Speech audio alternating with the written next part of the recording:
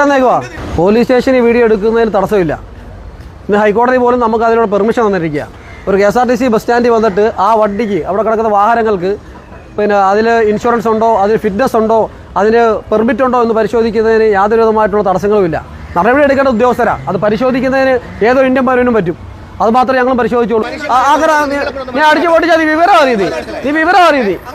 Phone അടിച്ചു പൊട്ടിച്ചാൽ നീ വിവരം അറിയും. നീ 15 പേരെ കൊണ്ട് നീ അങ്ങനെ ഗുഡാശം കാണിക്കാൻ നിൽക്കണ്ട കേട്ടോ.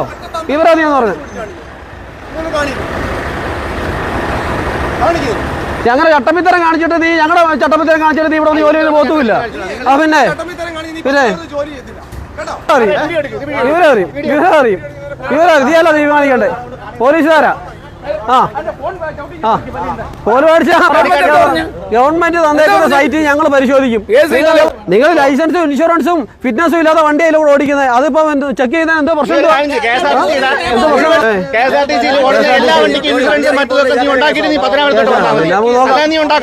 ഇത് പബ്ലിക് ആയിട്ടുള്ള KSRTC സ്റ്റാൻഡാ. ഇവിടെ വരാനും ഇവിടെ ബസ് കയറാനും എടുക്കാനും ഇവിടെ ഓടുന്ന വണ്ടിക്ക് പൊല്യൂഷൻ ഉണ്ടോ എന്ന് പരിഹരിക്കാനും തീരുമാനിക്കാനുള്ള റൈറ്റ് ഇതിലൂടെ യാത്ര ചെയ്യാൻ മാത്രമേ വരാൻ പറ്റുള്ളൂ. അയാൾ ഇന്നലെ വന്നപ്പോൾ അയാൾ അടിച്ചുമില്ല പറഞ്ഞില്ല ഒന്നുമില്ല. അയാൾക്ക് അറിഞ്ഞൂടെ ഇവിടെ ട്രാഫിക് പരിഷ്കരണമാണ്, ഇവിടെ നിർത്തൂല എന്നുള്ള കാര്യം അയാൾക്ക് അറിയത്തില്ല. അയാളൊന്ന് ഒച്ചപ്പാടുണ്ടാക്കി അതിന് കാണിച്ചു വെച്ചിരുന്ന ഡ്രൈവർ കയറി അടിക്കുന്നു. ആ പാവപ്പെട്ടന്റെ കുടുംബം കഴിയാത്തവരായി. പൊല്യൂഷൻ ഇല്ല, ഫിറ്റ്നസ് ഇല്ല. അത് ചോദിക്കാൻ വന്നാ പുള്ളി ഞങ്ങൾ അടിക്കാൻ വരുവാ. ചോദിക്കാൻ പബ്ലിക്കാ. ഒരു സാധാരണക്കാർ ചോദിക്കാനുള്ള അവകാശം ഉണ്ടല്ലേ? പെർമിറ്റും ഇല്ല. 2010 തീർന്ന പെർമിറ്റുള്ള വണ്ടിയാണ് നടക്കുന്നത്. 2010 പെർമിറ്റ് ഉള്ളൂ.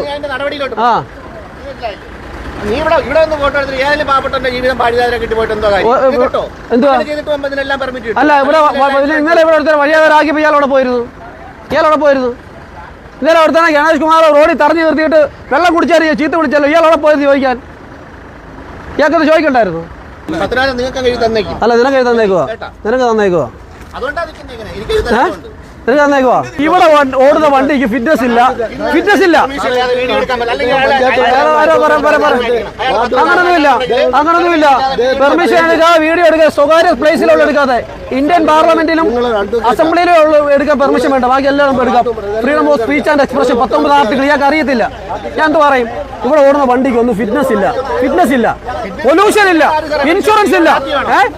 ഏതൊരു പബ്ലിക്കും പരിശോധിക്കാൻ പറ്റും. മര്യാദയ്ക്ക് സംസാരിക്കണം കേട്ടോ. നീ അടിച്ചാൽ തിരിച്ചു അടിക്കും. നീ അടിച്ചാലും തിരിച്ചടിക്കും. ഇവിടെ ഹരിതകർമ്മസേന വരുമ്പോൾ അവർക്ക് കൊടുക്കണം. തോണ്ടടങ്ങ് പ്ലാസ്റ്റിക് കുപ്പി. അല്ല മന്ത്രിക്ക് വരട്ടെ. താണ്ടടങ്ങ് പ്ലാസ്റ്റിക് കുപ്പി.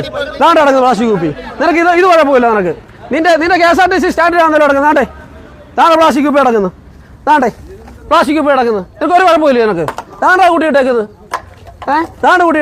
ഒരു പ്രശ്നമില്ല ഇയാൾക്ക്. ഇയാളെ KSRTC സ്റ്റാൻഡിലാണ് കൂട്ടിയിട്ടേക്കുന്നത്. ഇവിടെ പ്ലാസ്റ്റിക് കൂട്ടിയിട്ട് ഹരിതകർമ്മസേനയ്ക്ക് കൊടുക്കണമെന്ന ഓർഡറുള്ളത് സർക്കാരിന്റെ.